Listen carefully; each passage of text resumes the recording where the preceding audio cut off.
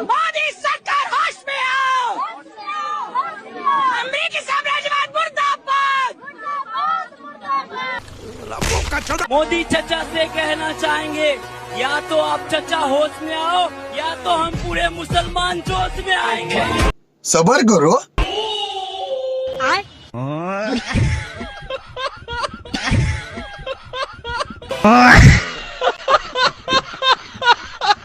सर्वोच्च नेता की हत्या कर दी। अंकल जी कॉम्प्रोमाइज्ड हैं, अंकल जी डरपोक हैं, अंकल जी कायर हैं। तो एक टोटी से नहीं आता, जल में तो आने लगा कि ट्रंप उठा नींद से और टोटी बंद कर दी हमारी।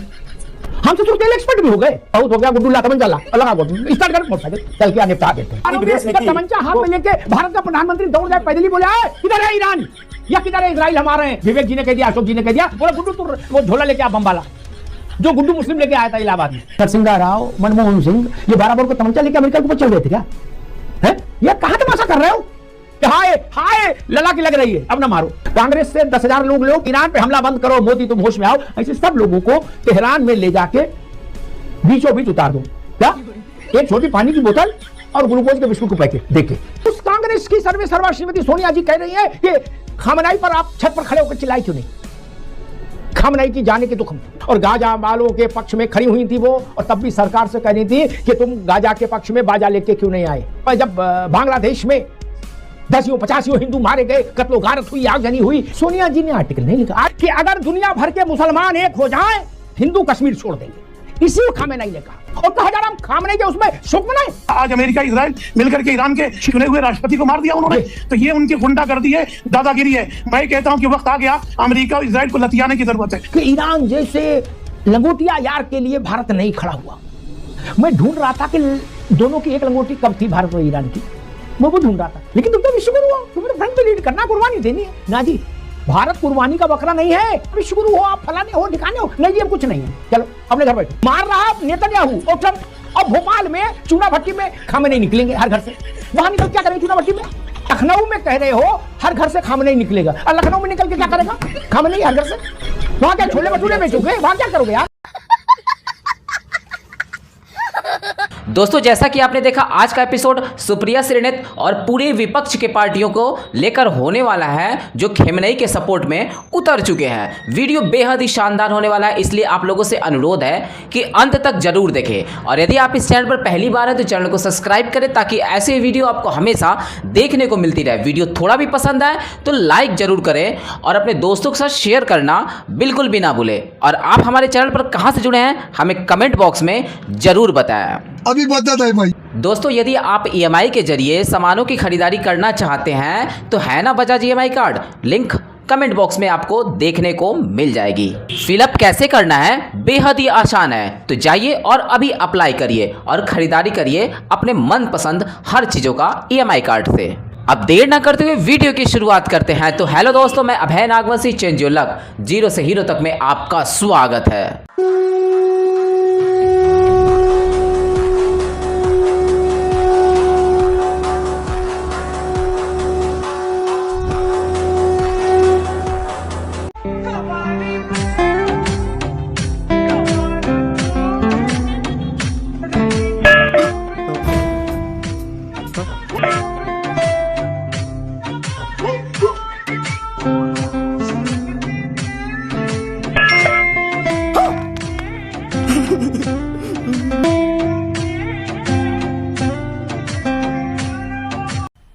मजा आया, और मैं ये जो मजा है हिंदुस्तान के हर व्यक्ति को देना चाहता हूं।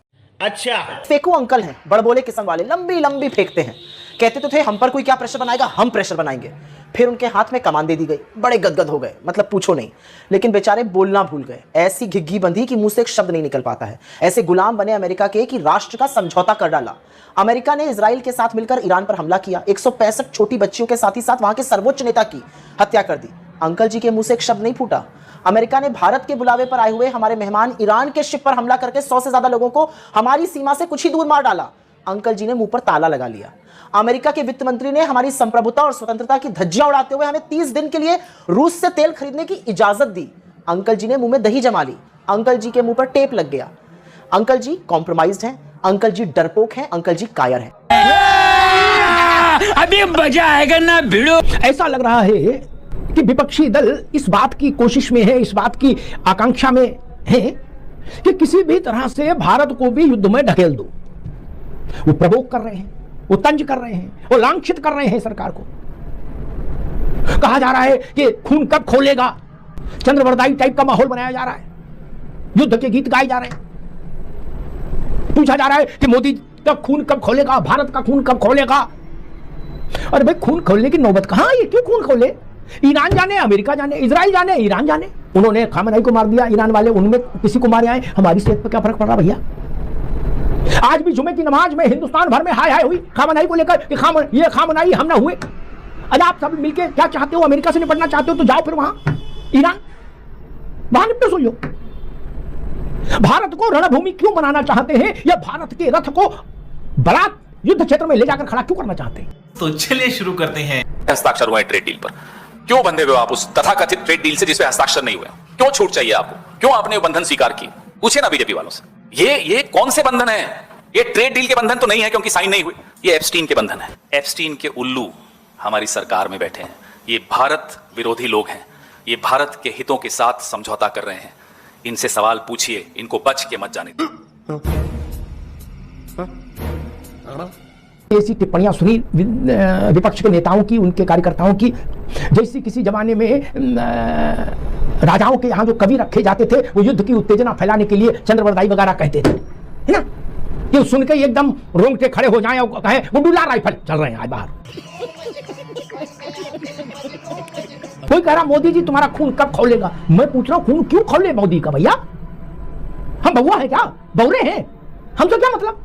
एक आपसे मेरा सवाल, कल से एक चुटकुला चल रहा है कि ट्रंप ने कह दिया कि भाई तेल के लिए वेवर दे दिया 30 दिन के लिए, रूस से खरीद सकते हैं। मैंने भारत सरकार का आंकड़ा देखने की कोशिश की तो जो आंकड़ा मेरे पास आया वो मुझे बताता है कि दिसंबर 2025, तब एवर वेवर कुछ नहीं था, ट्रंप कुछ नहीं बोले थे। दिसंबर 2025 से कल 6 फरवरी 2026 तक भारत ने औसतन कह रहा हूं, औसतन रूस से प्रतिदिन 10 लाख बैरल क्रूड ऑयल मंगवाया है, और वो सिलसिला कल भी जारी रहा है।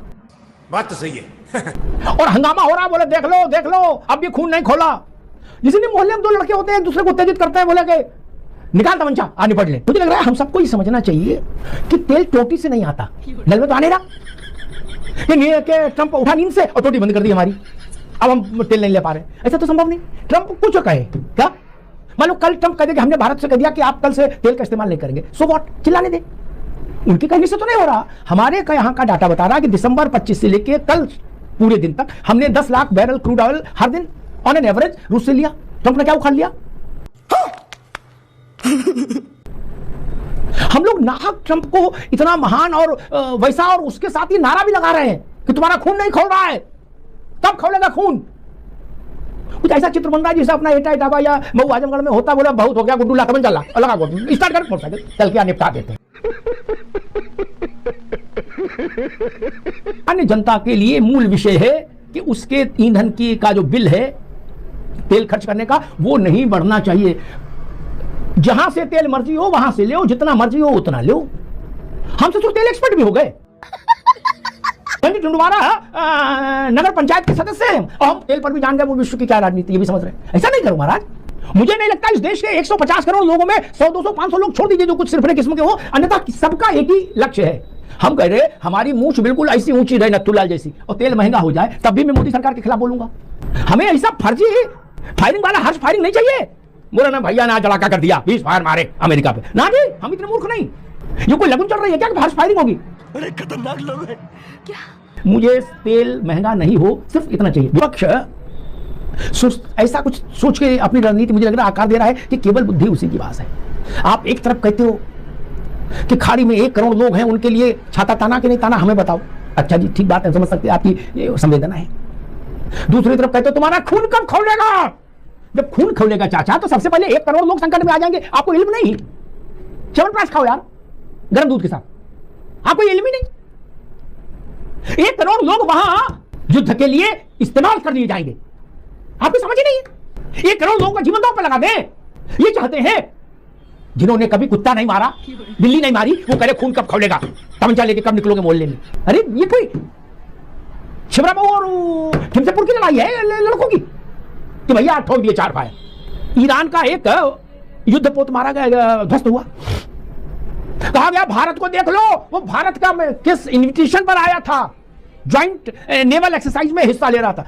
ठीक, लेकिन ये नहीं बताया, या तो समझ नहीं या जानबूझ के धूर्तता, ये नहीं बताया गया कि जहाज जब तक भारत की नेवी की सुरक्षा में संरक्षा में रहा तब तक वहां डिस्को करने की छूट थी, खाने की भी छूट थी, पीने की भी छूट थी, सोने की भी छूट रही, कहीं कोई संकट नहीं आया।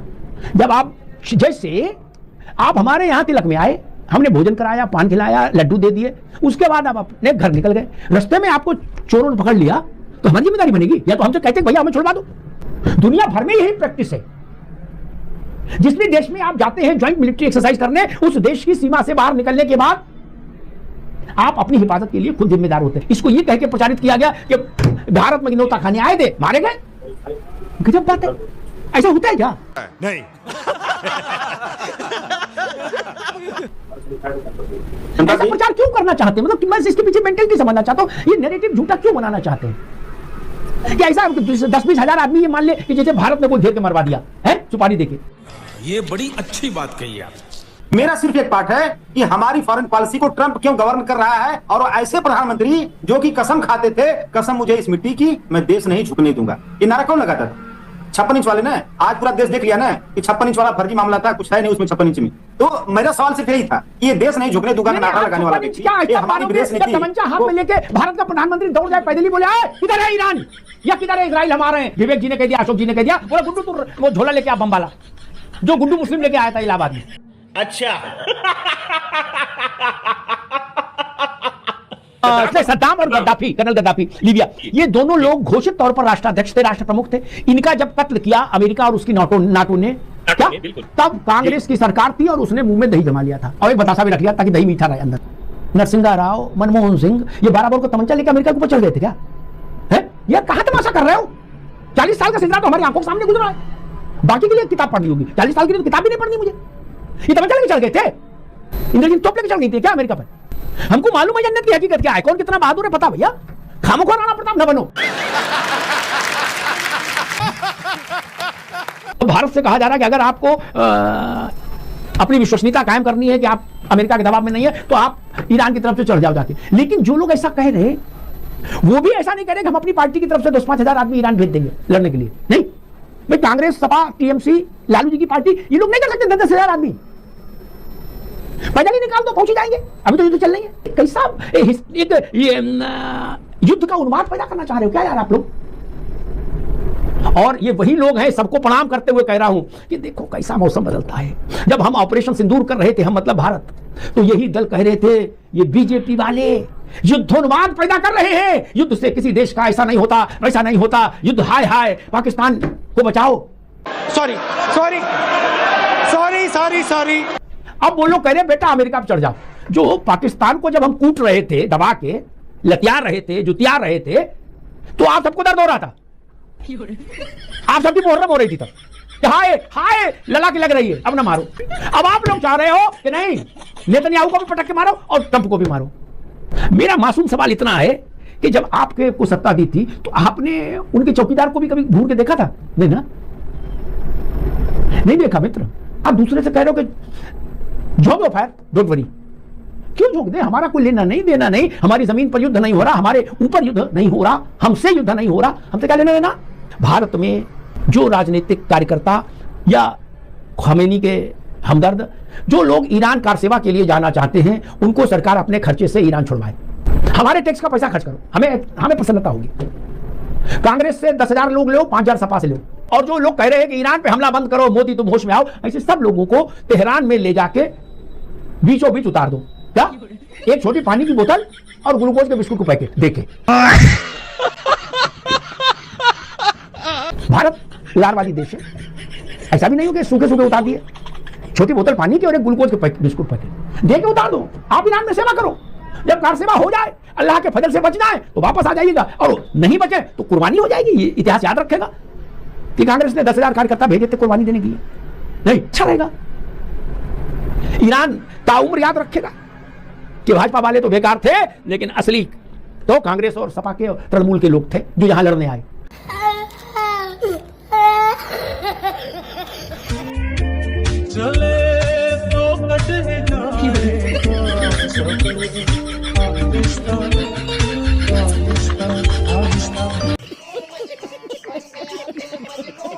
कांग्रेस की सबसे बड़ी नेता श्रीमती सोनिया गांधी ने आज एक अंग्रेजी अखबार में एक आलेख लिखा और उस आलेख के जरिए यह सवाल खड़ा किया कि ईरान में खamenei की हत्या हो गई, खamenei मारे गए और उस पर भारत की मोदी सरकार मौन क्यों है, तटस्थ क्यों हो गई। सोनिया जी को मोदी सरकार से जवाब चाहिए और उनकी चिंता यह है कि खamenei के मरने पर भारत सरकार ने शोक का ऐलान क्यों नहीं किया। अरे बाप रे, ये तो धोती खोल रहा है। इसलिए वो चिंतित हो गई और उन्होंने अपनी चिंता अखबार के में लिख के जता दी। वो कह रही है कि विदेश नीति में बहुत बड़ा भटकाव आ गया है और उन्हीं की बात को फिर स्वाभाविक तौर पर राहुल गांधी टोकर रहे हैं कि मानो खamenei जैसा महापुरुष धरती से प्रयाण कर गया तो सबको रोना चाहिए, तो भारत को भी रोना चाहिए। खड़गे जी, राहुल जी, सोनिया जी, प्रियंका जी, 4 लोग तो कम से कम ये कह ही रहे हैं कि खamenei के गुजर जाने पर, फौत हो जाने पर सब लोग मिलके चीत्कार करो, हाहाकार करो। क्यों? क्योंकि मैं चूतिया हूं, मेरा दिमाग चूतिया है। खamenei ईरान के नेता, धार्मिक नेता थे, ठीक बात है। वो ईरान के राष्ट्राध्यक्ष नहीं थे, प्रधानमंत्री नहीं थे, फिर कोई बाध्यता है।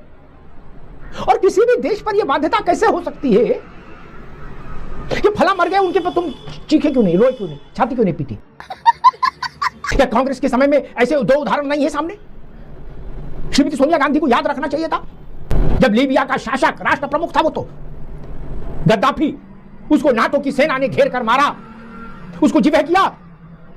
तो भारत में यूपीए की सरकार थी, यूपीए की सरकार मौन हो गई। मनमोहन सिंह की सरकार वो ना अच्छे में बोली ना बुरे में बोली, बोले चुप रहो, मुंह में लौंग दबाओ, मुंह बंद रखो। तब क्या हुआ था? तब भारत की विदेश नीति गिरवी रख दी थी क्या? और उससे पहले चले जाइए, जब सद्दाम को अमेरिका ने वहां इराक में घसीट कर मारा था, फांसी दी थी भरे चौराहे पर, तो भारत ने कुछ नहीं बोला था। क्यों नहीं बोला था? Good question, you are a good question. बोलना चाहिए था, नहीं बोला। वो उस कांग्रेस की सर्वा श्रीमती सोनिया जी कह रही है कि खamenei पर आप छत पर खड़े होकर चिल्लाए क्यों नहीं, खamenei की जाने के दुख में। सोनिया जी ने इस ऐसे मसलों पर 2 ही लेख लिखे अपने पूरे जीवन काल में, और उन दोनों में अवसर कौन से चुने उन्होंने वो ध्यान रखिए। एक गाजा में जब हमास की आतंकी घटनाओं के विरोध में इजराइल ने गाजा में हमास के आतंकियों का उन्मूलन शुरू किया, तो सोनिया जी ने ऐसे ही अंग्रेजी वाला आर्टिकल लिखा था और गाजा वालों के पक्ष में खड़ी हुई थी वो, और तब भी सरकार से कह रही थी कि तुम गाजा के पक्ष में बाजा लेके क्यों नहीं आए। और दूसरी बार सोनिया जी को चिंता हुई है खamenei के मरने की। मजे की बात देखिए, श्रीमती सोनिया गांधी को या कांग्रेस को तब आर्टिकल लिखने की कभी याद नहीं आई, कभी आवश्यकता महसूस नहीं हुई। जब बांग्लादेश में 10-85 हिंदू मारे गए, कत्लो गारत हुई, आगजनी हुई, ढाकेश्वरी देवी के मंदिर पर प्रहार हुआ, सोनिया जी ने आर्टिकल नहीं लिखा। आर्टिकल छोड़ो, छोटे सा कुछ लिख देती, नहीं ना, चुप। हमारे यहाँ ऐसा ही होता है। ऐसे तमाम अवसर में गिना सकता हूं जब कांग्रेस के टॉप लीडरशिप ने जानबूझकर मौन साध लिया। बस हवा निकल गई। ये खamenei साहब कहते थे कि ईरान और हिंदुस्तान की दोस्ती 3000 साल पुरानी है और वो बहुत सारे पढ़े लिखे और काबिल लोगों के मुकाबिल जानकारी हिंदुस्तान के बारे में रखते थे। और गांधी जी से और नेहरू से जैसे खास रिश्ता, उस आइडियोलॉजी के साथ खास रिश्ता ईरान का हमेशा रहा, जो इंसानियत के लिए रहा। और ईरान हमेशा इस बात का पक्षधर रहा कि इंसानियत जिंदा रहनी चाहिए। रुको जरा, सबर करो। इसलिए खamenei ने कहा कि अगर दुनिया भर के मुसलमान एक हो जाएं तो यहूदी फलस्तीन छोड़ देंगे और हिंदू कश्मीर छोड़ देंगे। इसी को खamenei ने कहा। और कहा जा रहा हम खamenei के उसमें शोक मनाएं, मैं नहीं बताऊंगा। मसला वही कि खamenei के मारे जाने पर भारत शोक क्यों नहीं जता रहा, यह मुद्दा श्रीमती सोनिया गांधी ने उठाया। और इससे पहले उन्होंने 2 ही मुद्दे उठाए हाल फिलहाल में, एक गाजा का उठाया था और एक यहां का। बांग्लादेश में हिंदू मारे गए, वो उनका कंसर्न नहीं। एक मिनट धर्मेंद्र, अरे द्वारा मैं उनको नॉक कर दिया, ठीक, वो उनका कंसर्न नहीं है श्रीमती सोनिया गांधी का। बोले वो दूसरे लोग देखेंगे, हम गाजा में चिंतित हैं और खामेनाई में चिंतित हैं। क्या बात है सर, क्या बात है सर, क्या बात, ये बात है। ये नहीं समझ पा रहा, पुलवामा में लोग मारे गए, ये जुलूस वाले कतई नहीं निकले, जाने कहां इनकी मोमबत्ती गायब हो गई। पहलगांव में धर्म पूछकर 25 लोग मारे गए, ये एक भी लाल चौक पर झंडा लेकर नहीं आए, छाती पीटने। ना लखनऊ में आए, अब लखनऊ में कह रहे हैं कितने खेमेनेई मारोगे, हर खर्च से खेमेनेई निकलेगा, खामेनेई निकले। अरे लखनऊ में क्यों निकलेगा चाचा? ईरान छोटी जगह है क्या? वही निकालो यार। साहब नहीं, भारत को जब भी घाव लगा आप नहीं निकले, अब खेमेनेई का मातम यहां होगा क्या?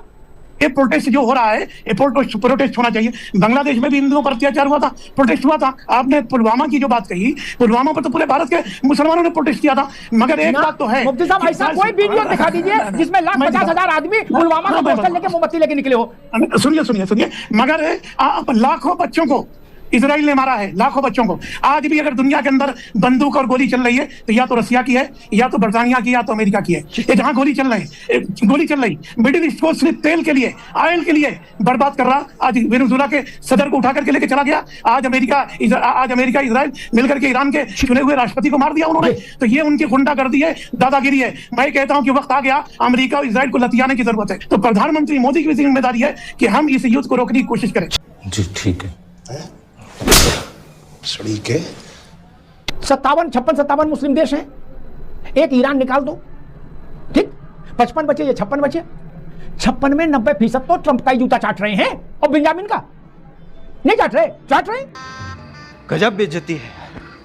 और करे यहां क्या मजा आया है, जन्नत है, और यहां जान दे रहे हैं कि हिंदुस्तान को क्या करना चाहिए। ये 57 देश है जिनका नार एक में जुड़ा है, एक ही किताब से बंधे हो ना सब 57 देश। वो 57 देश एक साथ खड़े हो जाते, ट्रंप तो वैसे भाग जाता। साहब सरल भाषा बताना, गंभीर बात नहीं, एक मिनट सुन लीजिए, बिल्कुल सरल भाषा जो आप नहीं समझ सके। अगर 57 मुस्लिम देश एक साथ खड़े हो जाते गांठ में गांठ जोड़कर और कहते आजा ट्रंप तेरी ऐसी तैसी, तो क्या स्थिति बनती? भारत से कहा जा रहा है कि तुम जाओ वहां इजराइल और अमेरिका के बीच में। वो 56 देश मुस्लिम देश निहारी खा रहे हैं क्या? बड़ा स्यापा हो रहा है कि ईरान जैसे लंगोटिया यार के लिए भारत नहीं खड़ा हुआ। मैं ढूंढ रहा था कि दोनों की एक लंगोटी कब थी, भारत और ईरान की, मैं वो ढूंढ रहा था। प्रोफेसर साहब, मुझे नहीं मिला इतिहास में लंगोटी एक, ना माफ करिएगा, ना 65 की लड़ाई में एक लंगोटी मिला। ईरान हमारे लिए दूध जलेबी लेके आया कि भैया खा लो, गए हो गए, नहीं। ना 71 में आया, ना कारगिल में आया कि भैया ये हमारी तरफ से 100 मिसाइलें हैं, मारो सटासट पाकिस्तान पे, नहीं आए। ऑपरेशन सिंदूर में भी नहीं आए। ये कौन लोग फर्जीवाड़ा कर रहे हैं? ईरान जैसा दोस्त ने दोस्ती कब निभाई, इतिहास तो हमको बता दो। खाली छोड़ी बटाता है। साहब गलत तो नहीं करा? भारत पर तो 4-5 संकट आए जो मैंने गिना दिए, और ताजा आया ये खेमेनी खूब जिंदा थे, हट्टे कट्टे थे, बिल्कुल लाल थे। इनने ऑपरेशन सिंदूर में कोई सुपरसोनिक मिसाइल भेज दी थी या कि मोदी जी तुम्हें हमारी कसम चिंता न करना, हम बैठे नहीं ना। लेकिन तुम तो विश्वगुरु हो, तुम्हें तो फ्रंट पे लीड करना, कुर्बानी देनी है ना जी। भारत कुर्बानी का बकरा नहीं है ना। भारत अपने राष्ट्रीय हितों को देखकर निर्णय करेगा। ये कौन सी बात होगी कि मैं तुम्हें हमारी कसम, तुम तो विश्वगुरु हो, बिना खाए पिए आ जाओ हमारे साथ लड़ने? क्यों? आप आए थे नहीं? क्या ईरान ने भारत के पक्ष में बयान तक दिया कि पाकिस्तान को कंडेम करते हैं 65 में, 71 में? नहीं ना। तो भाई साहब अपना रायता खुद समेटो। कहा जाता था हम एक किताब से बंधे हैं, चाहे देवबंदी हो, चाहे बरेलवी हो, चाहे सुन्नी हो, चाहे शिया हो, चाहे ऊपर हो, चाहे नीचे हो, लेकिन किताब एक है और अल्लाह एक है। यही है ना फंडा? चचा मारे गए 56 देश कहां हैं? वो तो जूस पी रहे, मौज ले रहे, अफतारी कर रहे, और चचा रोजा में निपट गए। क्या बढ़िया था गुरु। हिजबुल्लाह, हूती और हमास, इनको रुपया, पैसा, हथियार, गोला बारूद, लॉजिस्टिक सपोर्ट सब कुछ खमेनेई ने दिया। इससे कोई इनकार नहीं कर सकता, कोई इनकार नहीं कर सकता। ये ईरान की अवैध संतानें थी, जो ईरान ने जो काम वो सेना के जरिए घोषित तौर पर राष्ट्र के रूप में नहीं कर सकता था ईरान, उसके लिए उसने 3 गुंडे रख लिए थे। क्या? कहीं भी हुस्कार दो, हूती, हिजबुल्लाह और हमास। जब आपने ये काम किया तो सोचा नहीं था कि इसका खामियाजा भी आएगा किसी दिन सर पे? अब आप कह रहे हो कि हम तो माला जप रहे थे, हम तो संत साधु थे।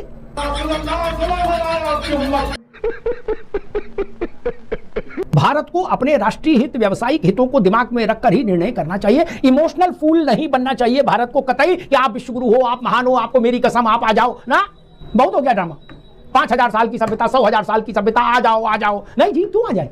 आप आए थे 71 की लड़ाई में, 65 की लड़ाई में, कारगिल में, ऑपरेशन सिंदूर में? नहीं ना।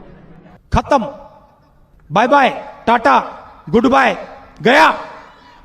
दोस्तों तो कैसी लगी आज की वीडियो और आप इस चैनल पर कहां से जुड़े हैं हमें कमेंट बॉक्स में रिप्लाई करना बिल्कुल भी ना भूलें। वीडियो अंत तक देखा तो उम्मीद करता हूं कि पसंद तो जरूर आई होगी, इसलिए लाइक करें और अपने दोस्तों के साथ शेयर करना बिल्कुल भी ना भूलें। तो मिलते हैं आने वाले नए वीडियो के साथ, तब तक के लिए जय हिंद, जय भारत, वंदे मातरम।